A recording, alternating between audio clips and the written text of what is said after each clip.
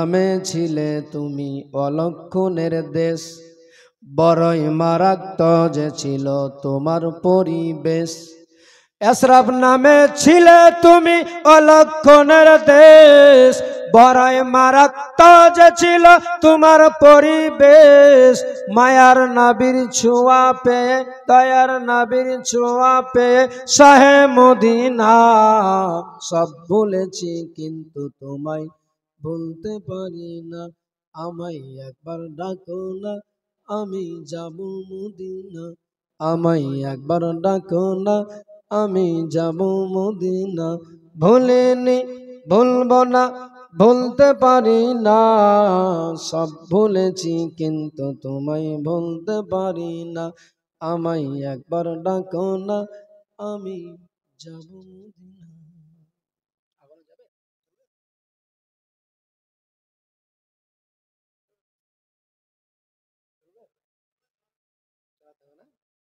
ফাঁকি দিয়েছো কালকে, চলবে মানে চলাতেই হবে।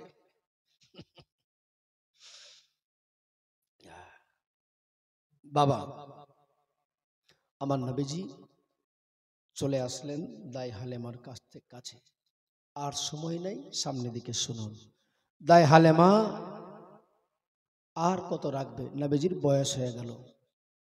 নবীজিকে নিয়ে এবার চলে আসছেন নিজের মক্কাতে আমার রাসূলুল্লাহর কাছে। আমার রাসূলুল্লাহকে দিবেন নিজের আব্দুল মুত্তালিবের কাছে, দাদুর কাছে সঁপে দিবেন। সব তাইফের যত নারী ছিল সবাই হালেমার কাছে এসে কাকতি মিনতি করে বলতে লেগেছিলেন, ও হালেমা, ও হালেমা, এতদিন হয়ে গেল হালেমা, তুমি সব কিছু পেলে। এতদিন ধরে তুমি পাওয়ার কারণে, তুমি আমাদের এই তাইপে রাখার কারণে আমাদেরও জীবন ধন্য হয়ে গেল হালেমা। কিন্তু তুমি কেন এমনি করে আবার নিয়ে চলে যাচ্ছ? এ হালেমা, তোমার যদি রাখার ইচ্ছা না থাকে আমাকে দিয়ে দাও, আমি রাখতে চাই, আমার বাড়িতে থাকবে। ওই তাইফের যত নারী ছিল হালেমার কাছে এসে সবাই দাঁড়িয়ে গেল, বলে, বোন রে, পারলে একটু আমারে দিয়ে দে, আমিও কয়েকটা দিন রাখবো বাড়িতে। আমার দাই হালেমা নবীর মা বলেছিলেন, ও বোনেরা, আমারও তো মন চাই নিজের কাছে রাখতে, কিন্তু আসলে এখন যে আমার আর সময় না। আমি আমার মা আমেনার সঙ্গে, আমার বোন আমেনার সঙ্গে ওয়াদা করেছি 4 বছরের বেশি রাখতে পাবো না। যার জন্য আমারও মনটা চাই যে আমি নিয়ে যাব না, কিন্তু আসলে যতটা সময় নির্ধারিত করা হয়েছিল এই সময় অনুপাতে আমাকে নিয়ে চলে যেতে হবে। এ মুসলমান বাবাজি ভাইরা, আমার মায়ার নবী দয়ার নবীকে নিয়ে তাইফ থেকে যখন বের হচ্ছে গো, তাইফের যত মানুষ নারী পুরুষ ছিল, বাচ্চা সন্তানেরা যত ছিল, লেখক লিখেছে নিজের ভাষাতে বইয়ের মধ্যে, শুধু মানুষ নয়, আমার নবীজি আসার কারণে, আমার নবী যখন ওই জায়গা থেকে বিদায় হয়ে যায়, সেই সময় তাইফের মতো জায়গাতে যত পশু ছাগল ছিল, সমস্ত ধরনের ছাগল পশু পাখিরা আমার নবীজির আসার দিনে সব আমার নবী যেখানে দাঁড়িয়ে আছে গো, চতুর্দিক দিয়ে সব ধরনের জন্তু পশু পাখি দাঁড়িয়ে গিয়েছিল। আমার নবী সবার দিকে তাকায়, নবীজির চোখে শুধু পানি পাওয়া যায়। দাই হালেমাকে সেই সময় বলেছিলেন, হালেমা রে, ও হালেমা বোন, দেখো দেখো, আর আমাদের এই কলেজার টুকরা সন্তানের চোখে পানি, হয়তো তার যাওয়ার মন লাগে না, যাওয়ার ইচ্ছা হয় না, তারপরও তুমি কেন এমনি করে নিয়ে যেতে চাও? তাই হালেমা বলেছিলেন, বোন আমার ওয়াদা করা আছে, সময় নির্ধারিত করা আছে, যার জন্য আমাকে নিয়ে চলে যেতে হবে, এখন আর রাখা যাবে না। এই মুহূর্তে আমার মায়ার নবীকে সঙ্গে করে নিয়ে সবাই যেন অজুর নয়নে কাঁদে, যেন কাতর হয়ে গেলেন, ভেঙে পড়ছেন দুঃখে। তারপরও আমার নবীজি সবাইকে আলবেদা জানিয়ে বেরিয়ে চলে আসলেন বাবা তাইফ শহর থেকে। যখন তাইফ থেকে এসেছে, রাস্তায় আস্তে আস্তে আমার মায়ার নবী দয়ার নবীকে নিয়ে যখন চলে আসছেন বাবারে, হঠাৎ করে এক জায়গায় দাঁড়িয়ে গেলেন আমার নবীকে নিয়ে। আমার রাসূলুল্লাহকে সেই সময় হালেমা বলেছিলেন, বেটা রে, ও আমার কলেজার টুকরা সন্তান, শোনো গো, একটা কথা বলি বেটা, একটু আমার প্রয়োজন আছে, একটু নামবো, আমি একটু যাচ্ছি, কাজ সেরে আসি, কারণ সবারই বাথরুমের তো প্রয়োজন লাগে। আমার নবীজি বলেছিলেন, নবীজিকে বলেছিলেন, তাই হালেমা বেটা রে, ও আমার কলেজার টুকরা সন্তান, তুমি এই জায়গায় দাঁড়িয়ে থাকো, কোথাও যাবে না, নড়াচড়া করবে না। আমার নবী বলেছিলেন, মা যাও, তুমি চিন্তিত হয় না। আমার বলে দিয়ে দাই হালেমা চলে গেলেন একটু আড়ালে, যা প্রয়োজন ছিল প্রয়োজন সেরে চলে আসলেন, আবার বাথরুম সেরে যেমনি এসেছে দেখা যাচ্ছে উটটা আছে, কিন্তু ওই জায়গাতে আমার নবী নাই দাঁড়িয়ে।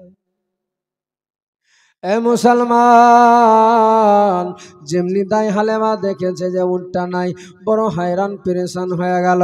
বলে, আল্লাহ মাবুদ গো, এখন কোথায় যাব, কোন দিকে যাব, কোন জায়গায় যাব, কেমনি করে খুঁজে পাবো, আমি কোথায় গেলে পাওয়া যাবে, কি জবাব দিব যদি কিছু হয়ে যায় এই মুহাম্মাদের, আমি আব্দুল মুত্তালিবের সামনে কেমনি গিয়ে দাঁড়াবো। চতুর্দিকে যাচ্ছে, সবার কাছে গিয়ে জিজ্ঞাসা করে বলেন, চাচা গো, একটা ছোট বাচ্চা ছিল, তোমরা কি দেখেছো? একটা ছোট্ট বাচ্চা ছিল, তোমরা কি দেখেছো? সবার সামনে গিয়ে বলতে লাগে, সবাই বলে, না দেখি নাই। তোমার নাম কি? বলে, আমার নাম হালেমা, আমার বাড়ি হচ্ছে তাইফ শহরে, এই জায়গাতে বাচ্চাটাকে রেখে গিয়েছিলাম আমি, এই মুহূর্তে আবার এসে দেখে যেন দেখতে পাচ্ছি আর দেখা যায় না। চাচা গো, একটু যদি দেখে থাকো বলো না দয়া করে। দেখবেন বাবা, আগের জামানায় কিছু ছিল, 50 বছর 60 বছর আগের কথা বলি, যারা ছিলেন বয়স্ক মানুষ, তারা বাংলা বই নিয়ে অনেক পুঁথি বইগুলো পাওয়া যেত, 8 জন 10 জন মিলে বসে বসে ওই বইগুলো পড়তো, ওই বইগুলো পড়তো। কিন্তু দেখুন না, এখন তো পড়ে না, আগে পড়তো না, এদিকে চলতো। 8 জন 10 জন 5 জন মিলে পুরনো বাংলা বইগুলো পড়তেন, পুঁথিগুলো পড়তে থাকতেন।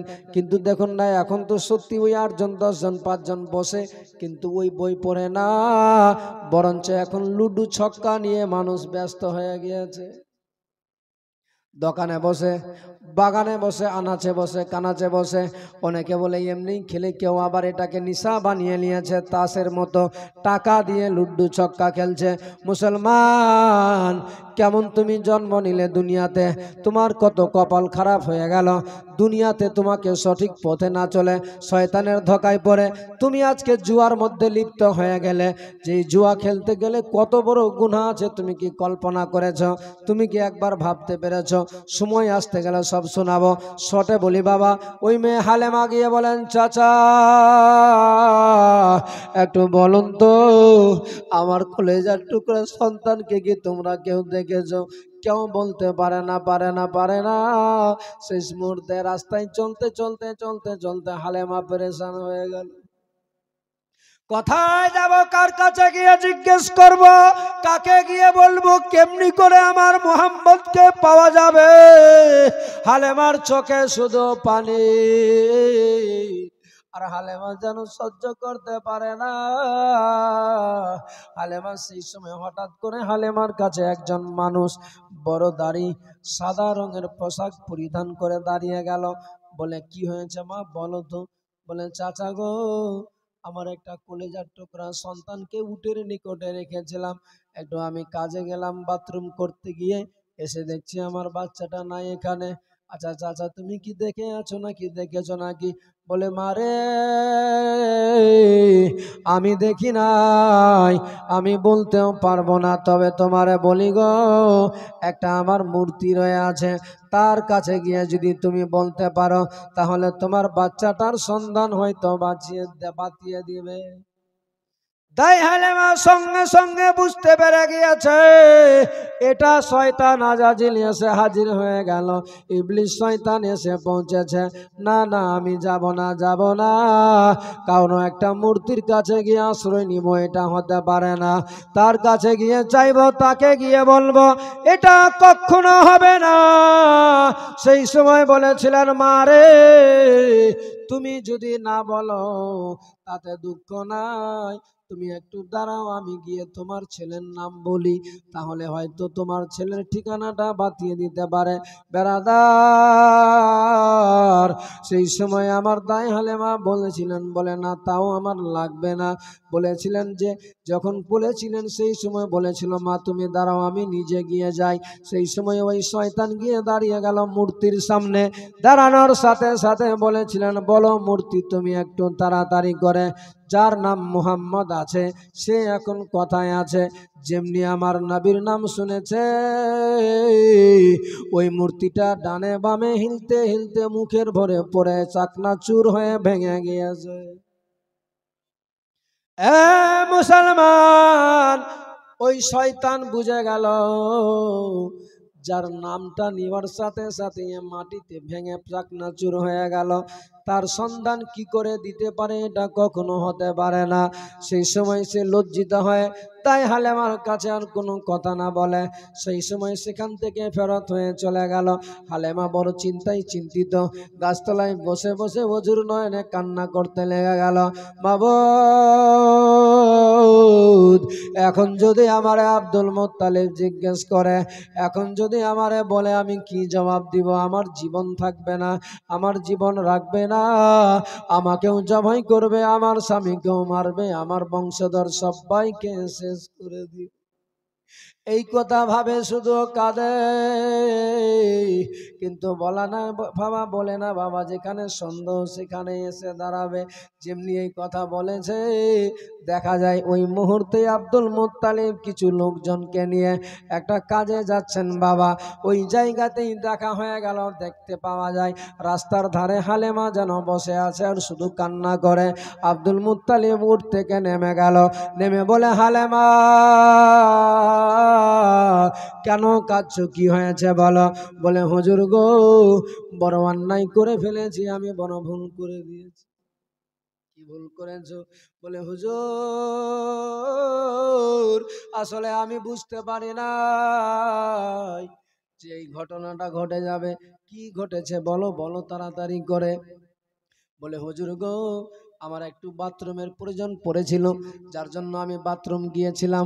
এই কলেজার টুকরা সন্তান আপনার পতাকে আমি এই উটের নিকটে রেখে দিয়েছিলাম আর বলেছিলাম বেটারে এই গাছের নিকট থেকে এই উটের কাছ থেকে কোথাও যাবে না। হুজুর আপনার যথেষ্ট জ্ঞান আছে, আপনি ভালো বুঝেন, কারণ হালেমা এমনিতেই যেন আব্দুল মুত্তালিব রেগে না যায়, যার জন্য তাকে বুঝিয়ে বলছে হুজুর আমি জানের জান সন্তানকে রেখে গেলাম, কিন্তু এসে দেখছি সে নাই, কোথায় চলে গেল, কে যেন তুলে নিয়ে চলে গেল।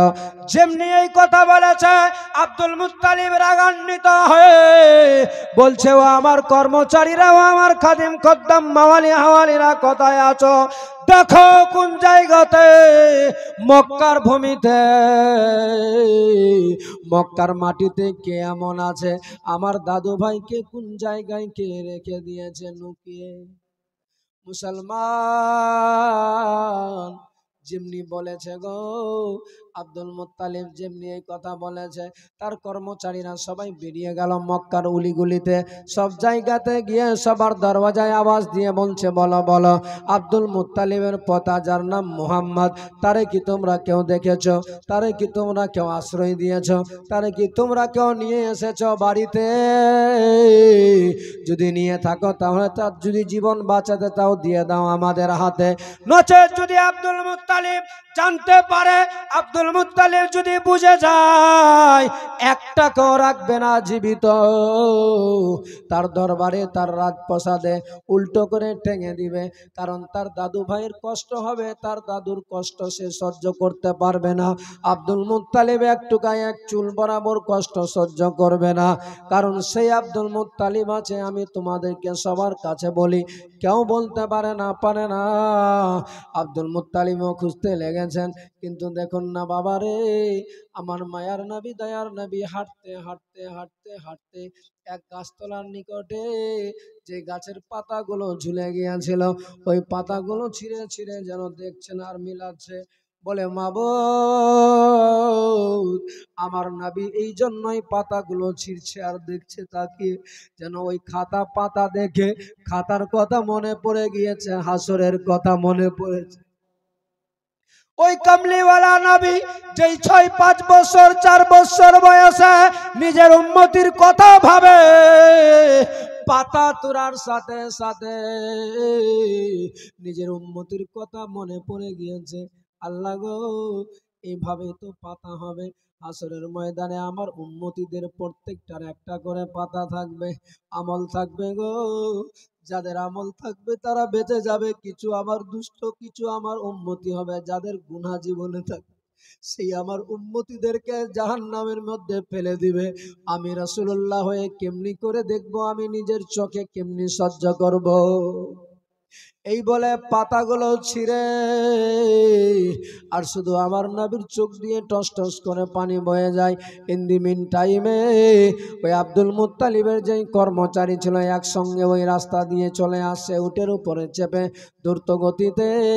হঠাৎ করে নজর পড়ে গেল গাছতলায় একটা যেন বাচ্চা দেখা যায়, সঙ্গে সঙ্গে নেমে গিয়ে যেন দেখছে অন্য কেউ নাই, আব্দুল মুত্তালিবের পোতা আমার নবী কামলিওয়ালা রয়ে আছে। আমার নবীজির নিকটে গেলেন, বলে ওগো তুমি এখানে কেন? বলে আমারে ভালো লাগে না, আজকে দেখো না এই পাতাগুলো ছিঁড়ে ছিঁড়ে আমি দেখলাম, আজকে আমি এই পাতা দেখে আমি বুঝতে পারছি একদিনের কথা আমার মনে পড়ে গিয়েছে। সেই দিকে তারা কোনো ধ্যান না দিয়ে আমার নবীজিকে সঙ্গে করে নিয়ে চলে গেলেন আব্দুল মুত্তালিবের নিকটে। তাই হালেমা বজুর নয়নে কাঁদছে, সহ্য করতে পারে না। আব্দুল মুত্তালিব দিচ্ছেন সান্ত্বনা, কেঁদো না কেঁদো না, আমার দাদু ভাইয়ের কোনো ক্ষতি হবে না। শেষ মুহূর্তে আব্দুল মুত্তালিবের সামনে আমার নবী কামলিওয়ালাকে নিয়ে গেলেন। দাই হালেমা সেই সময় বড় আনন্দিত হয়ে গেলেন। আমার আব্দুল মুত্তালিব বলতে লাগলেন, হালেমা এ নাও আমার দাদু ভাইকে নিয়ে যাও বাড়িতে, আমার একটা এমার্জেন্সি কাজ আছে, আমি কাজে চলে যাচ্ছি, আমি আসবো ফিরে, তারপরে তুমি যাবে এখান থেকে তাইপে, যা তুমি ইনাম চাইবে, যা তুমি পুরস্কার চাইবে, আমি তার দাদু আব্দুল মুত্তালিব তা ইনাম তোমার হাতে তুলে দিব। যাও এখন একটু চলে যাও। দাই হালেমা মনে মনে বলছেন, আল্লাহ গো, যা ইনাম পাওয়ার, যা তোফা পাওয়ার আমি তো এমনি পেয়ে গিয়েছি, আমার জীবনটা এমনি ধন্য হয়ে গিয়েছে, আর কি চাই, আর কিছু লাগবে না, আর কিছু লাগবে না, আর কিছুর প্রয়োজন নাই। বলে দিয়ে আমার কামলিওয়ালা নবীকে সঙ্গে করে নিয়ে চলে গেলেন। মা আমিনার দরওয়াজায় আওয়াজ দিয়েছে। তাই হালেমা আওয়াজ দিয়ে বলে, আমেনা একটু দরওয়াজা খুলে দাও, বন্ধ দরওয়াজা খুলে দাও। দরওয়াজা খুলে দিলেন, আমার নবীজি মা আমিনার কোলে চলে গেলেন। আমার নবীজিকে নিয়ে বড় অজুর নয়নে কান্না করছেন। আমার নবী সেই সময় নিজে জিজ্ঞেস করেছিলেন, বলে মা গো, আজকে আপনার চোখে কেন পানি? আপনি কি আমারে দেখে আপনারে ভালো লাগেনি? আজকে আমি আপনার কাছে এত দিনের পরে এসেছি, তারপরে তুমি খুশি না হয়ে আজকে তোমার চোখে কেন পানি? কেন কাঁদছো তুমি? ওগো মা গো, তোমার যদি দুঃখ হয় আমার আশাতে আমি আবার চলে যাব ফেরত হয়ে। আমার নবীজিকে বুকের মধ্যে জড়িয়ে নিয়ে আরো যেন হাউমাউ করে কাঁদতে লেগে গেল।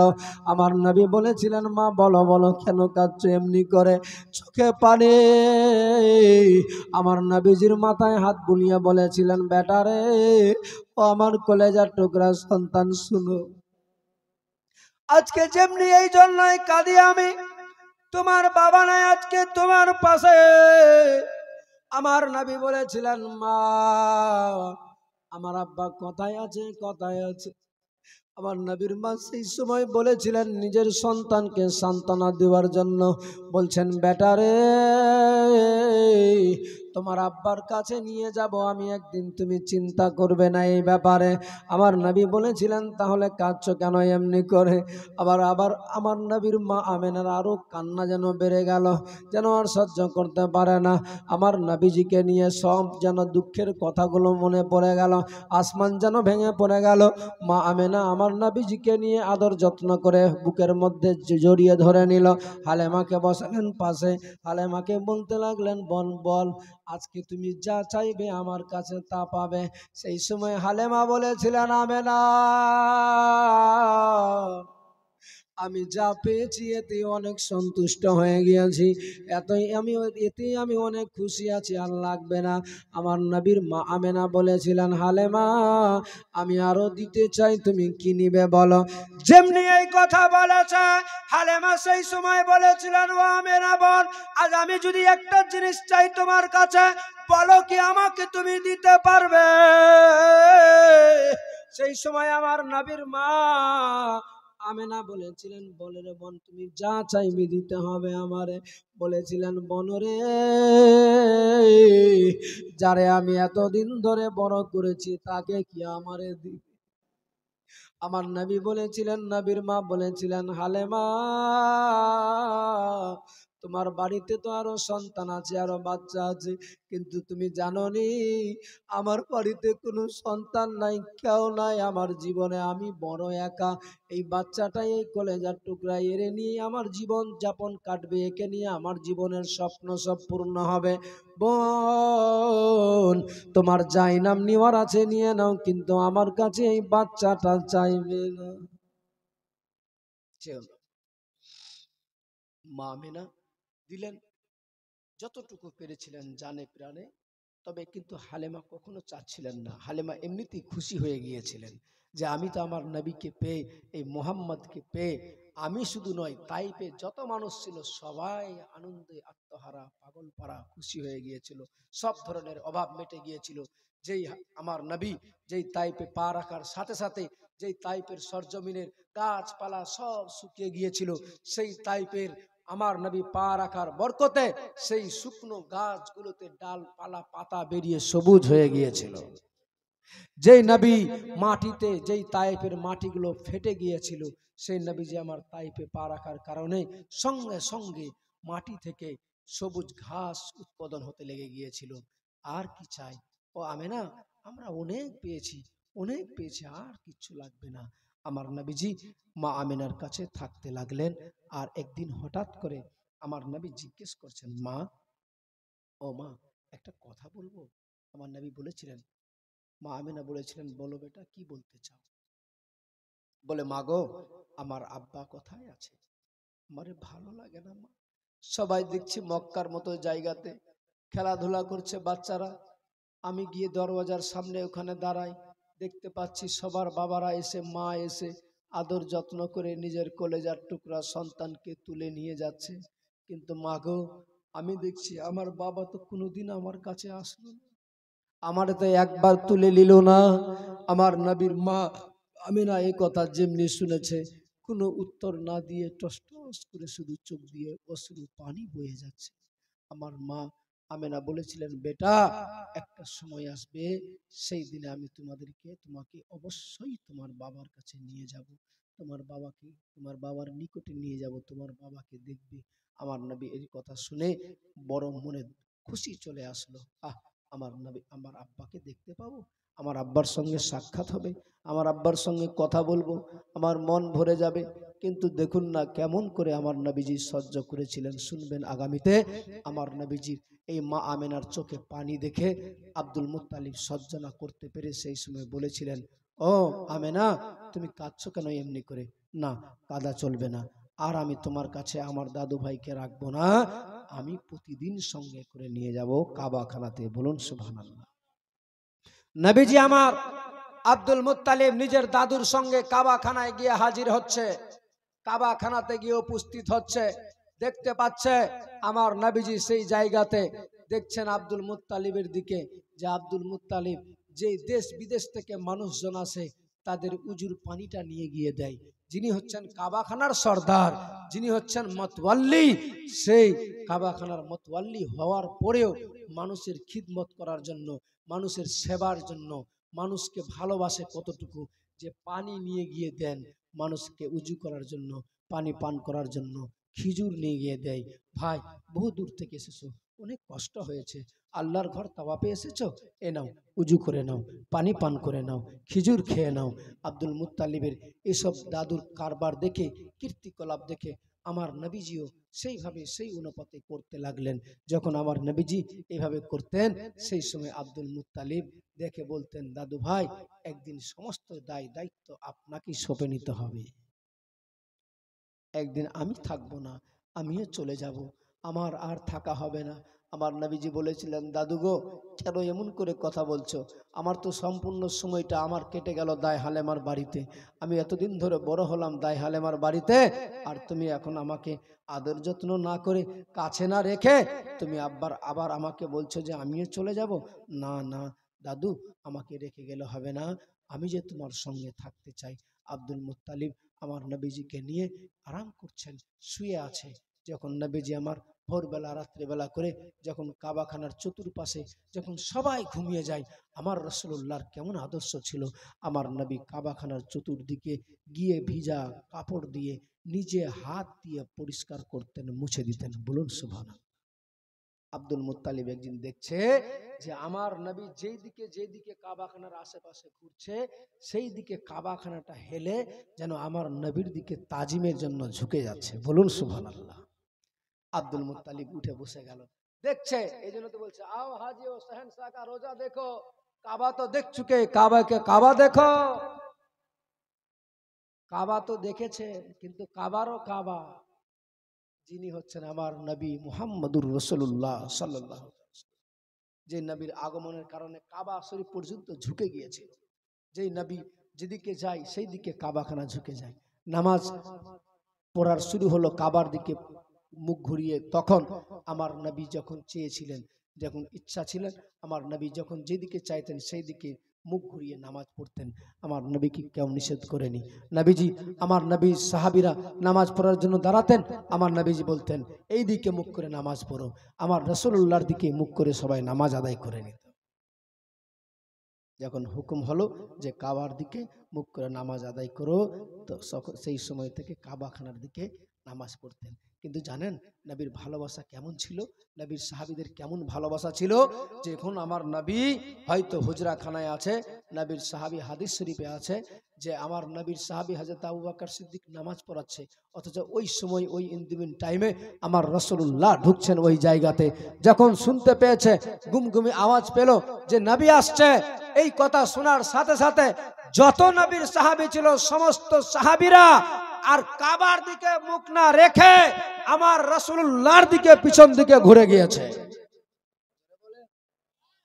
নবীজি আমার আবার সামনে বাড়লেন, সামনে গিয়ে যখন দাঁড়িয়েছে, ওই অবস্থাতে আমার নবী বলছেন, আবু বকর নামাজ কায়েম করো, নামাজকে বাড়াও, নামাজ কমপ্লিট করো, আর নামাজ দোহরানোর দরকার পড়লো না। দেখেন আমার নবী বুঝাচ্ছেন, দেখো যেই রাসূলুল্লাহর দিকে ঘুরে যাওয়ার পরে নামাজের অবস্থাতে আবার সাবিক কাবার দিকে ফিরে গেল, নামাজকে দোহরাতে হলো না, সহসিজদা করতে হলো না। সেই নবীর ভালোবাসা একটু যদি আমাদের মধ্যে ওই জাররা বরাবর বিয়াদবি হয়ে যায়, তাহলে গেলে আল্লাহ আমাদের প্রতি খুশি হবে না, আল্লাহ রাজি হবে না।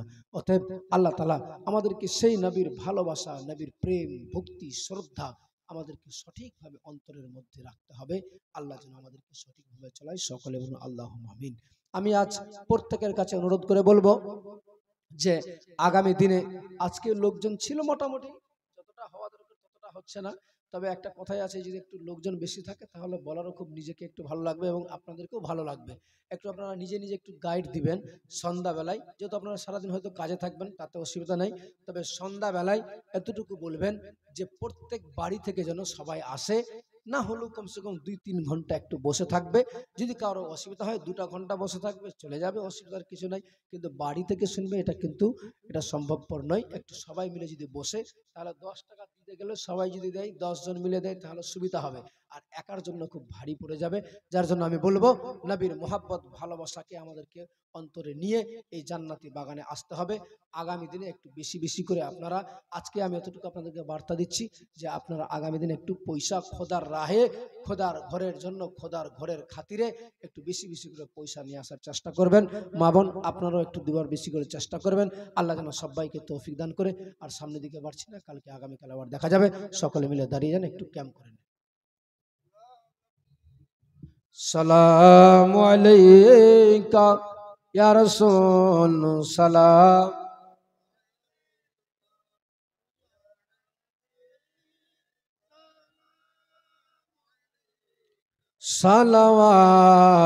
সালাওয়াতুল্লাহ হাবিবি ইয়া রাসূলুল্লাহ।